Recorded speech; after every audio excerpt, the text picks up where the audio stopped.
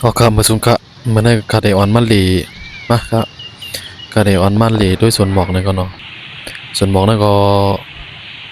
มันเดเอามาไว้หมอกหลายๆจืดหลายๆเมี่ยวเลยครับมาครับมาตัวจอมกันนั่นก็เนาะเนี่ยแต่เฮาเดกว่าต้องเฮาขาดไปก็ต้องสุนให้ก่อนกันนะจะนี่ก็เอารู้หมอกหางลีที่หางลีบ้างนะเนี่ยแต่เป็นหมอกมันเดอันนี้ที่เป็นมันจะนั่นเดี๋ยวเป็นงานดอกไม้นะครับงานดอกไม้เดี๋ยวมีเข้าตั้งวัตถุขาดต้องได้พวกคำต้องพิษนี่ก็มันได้มีอยู่5-6 วันนี่ก็เนาะแต่ว่าหมอกได้เปิ้นก็ได้ไว้คึงอยู่กันนะเปิ้นเหมือนจังว่างานดอกไม้ย่อนี่ก็เพิ่นก็มาเป็ดครับเพิ่นก็ไว้ตั้งหางลิงเพิ่นก็ไว้ช่วยนี่กันนะนี่ครับมันครับอันนั้นแต่เป็นหยังก็เพิ่นเฮาหยังก็เพิ่นอันนั้นเพิ่นวัดเอาเนาะกันเนาะมันก็นั่นนะเป็นวัดพังหมอก นี่ครับบรรยากาศก็อารมณ์เข้มดีนะเนี่ยมีหลายจืดหลายเมี่ยวสีเหลืองสีขาวอันนี้เตรียมหมดกันนะอันนี้ก็งานดอกไม้นี่ก็งานดอกไม้กันนี่ก็จะเป็นไปที่อยู่ที่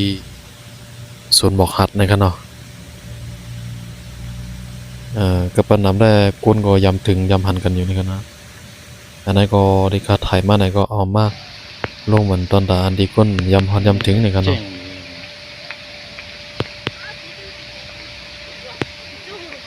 ทางดีกันนะแต่ว่ามือกองดิสันเองกันเนาะนี่ครับที่นี่เป็นห้องบอกอย่างงูนะครับว่าลืมเจือเนี่ยความใต้เป็นห้องบอกกับหัวอย่างเราในสีนี่ครับตุ๊กตาในก็นาลีหักนะเข้มดีนะครับเพราะว่าเผอไปยำฮอดยำถึงเนี่ยก็มาเลทด้วยกันเนาะแต่กุ้ยนะ1 ปีในเปิ้นได้เฮ็ด1 ปกด้วยกันนะกุ้ยนะเขายำดีค่ะเอาคลิปมาลงในมันมีอะกันนะที่สวนนี่นะมันพางลีหมดแล้วกันเนาะเพราะว่าถ้าใครอันที่จะอันไปยำฮอดไหนก็ใครมาฮอดมาถึงไหนก็เพราะว่าเดือนที่1เดือนที่2ของปีนั้นกันนะเดือนที่2ของปีกันเนาะเพิ่นสิจัดกันนะเขาก็ติดตามข่าวด้วยไลน์อยู่นะครับเนี่ยอันนี้ก็ได้เป็นหางเห็บนะเฮ็บไปสั่งได้ค่ากับหมูนั่นน่ะนะฮะโซนเจนี่ก็เป็นหมอกอันนั้นก็ได้เหมือนจังหมอกฝรั่งเนาะ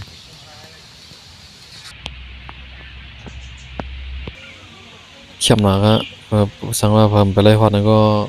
มาเลด้วยกันเนาะเนี่ยอันนั้นมันได้เป็นหมอกค่ำนะครับที่เป็นโซนของหมอกค่ำเนาะหมอกค่ำก็ลงใหญ่ลงกันนะอันที่คนลุมลาดูแลในเพิ่นก็เลยว่าลุมลาดีเองนี่ฮะโอ้โหเข้มที่เข้มว่าเป็นที่ขายต้นหมอกเกอร์หมู่กันเนาะจังได๋เนาะสีม่วงสีขวางสีเหลืองสีหยังก็มีกูชื่อกูมิ้วเนาะกับปันหมดแล้วเนี่ยงายอะเพิ่นกับลิกไว้ว่าอย่าไปยิบในว่าน่ะยิบตัวกำไรกันนั่นฮะ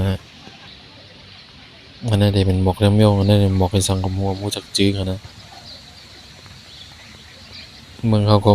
เมืองเขาก็มีจับหันอยู่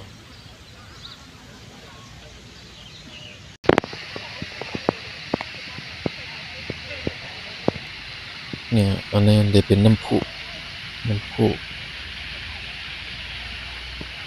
จนได้เป็นยากับน้ำมือยางก็เขียวแล้วก้นมะลิน้ำนาอันนั้นได้เป็นหมอกสีส้ม